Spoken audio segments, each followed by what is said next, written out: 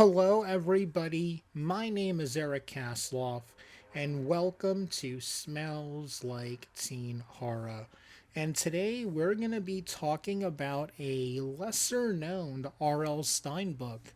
Now, I know it sounds weird saying a lesser known R.L Stine book because he's written so many well known books, but a lot of times, if those books aren't called Fear Street or Goosebumps, not a lot of people pay attention to them. In fact, my favorite era of Stein is the earlier eras. Right now, I love Fear Street. I want to own every one of the original Fear Street books. But his early catalog, I mean, the babysitter books are amazing. But those first few books really have my attention, and this is one of them. Let me see what year it was published. 1992. So, right getting ready for Fear Street. So, here's the back cover: License to Drive, License to Kill. Eddie, Scott, Winks, and Cassie. They went out for a drive one night just to practice so Eddie would be sure and get his license. Then Eddie had a little accident. Now the four friends share a terrible secret because somebody knows what they did last summer. No, that is a horrible joke, but come on, you were all thinking that. Because Eddie hit someone and killed him, didn't he? So the main protagonist of the book is Cassie. She's just always been more friends with guys, and these are her three best friends. Scott is kind of the all around guy who everybody gets along with, and no shock, Cassie really likes him. And a few chapters into the book, they start dating.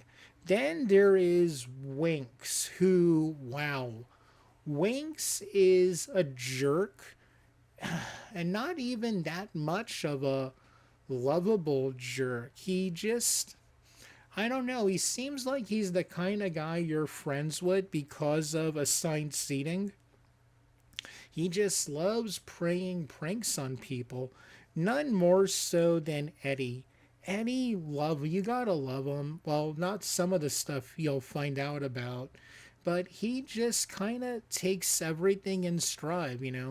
He seems like he doesn't let the pranks everybody plays on him get to him.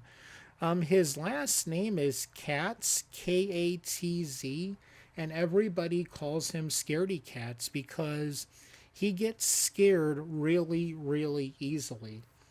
So, right away in the start of the book, Winks is hanging out with Scott and Casey. He comes over and he's got a box with him, and in the box is a human eyeball.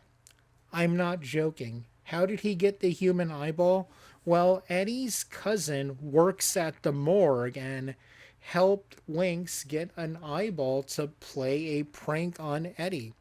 Great cousin. So they play a prank on Eddie and other stuff happens. Now, Casey is the closest to getting her driver's license. So, not too long after the eyeball incident, they decide to take Eddie out for his driving lessons just so he can be ready to pass his driving test. As they're driving through their small town, they decide to go to the outskirts, the farming area, and while they're driving, they hit someone and think they killed him. I say think because it'll come up later. When they check on the body, they find the man's wallet. They find out his name, but they're too afraid to do anything because they're kids driving without their license and they killed someone. So they think. So they are absolutely terrified about this.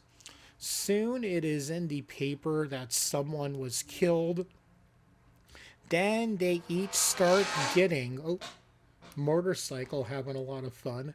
They each start getting threatening things start happening to them. There's letters sent, but the person who gets it the worst is Winks. He is hit by a car.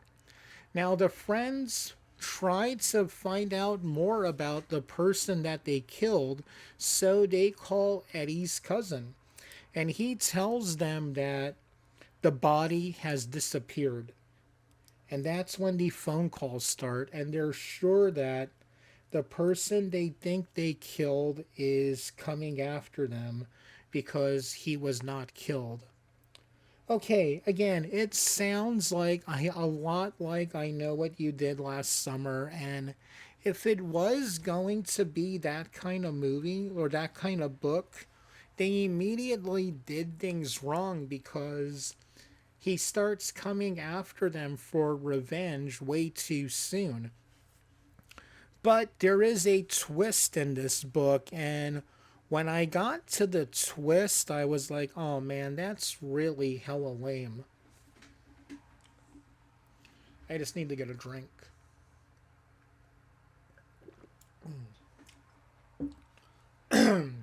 So, the twist is the body was already dead. I'm not joking. Remember when I said that Eddie's cousin works at the morgue? Well, they wanted to hit Eddie and his cousin wanted to play a prank on his friends. Now, the cousin didn't know that Eddie was slowly going insane from everything his friends put him through. Again, he kept eating all of their pranks and stuff, and it just built up into him. So Eddie and his cousin placed the body in the middle of the road that they're going to drive by so they could hit it, supposedly kill a person, and then torment his friends. How is this funny? Where is there a joke in this?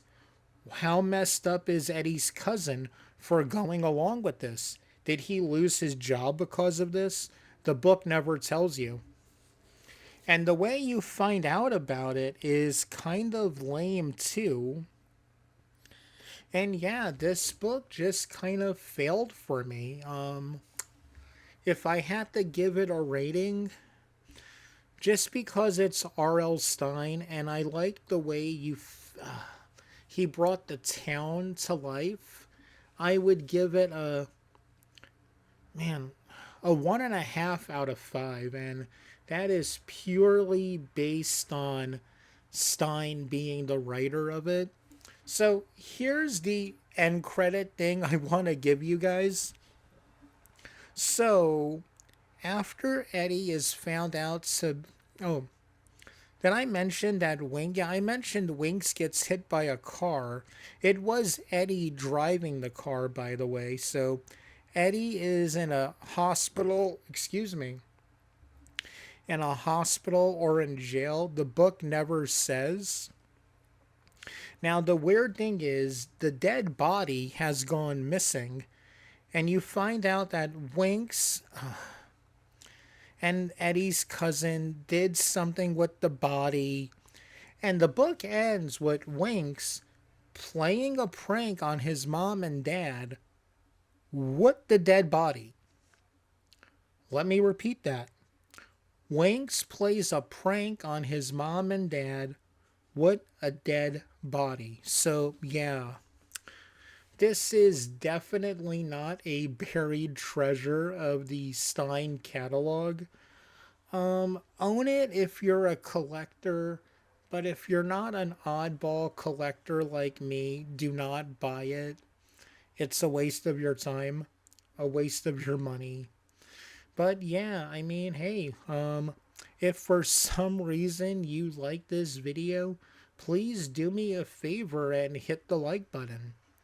And if you haven't subscribed to my channel yet, I got a question for you. What are you waiting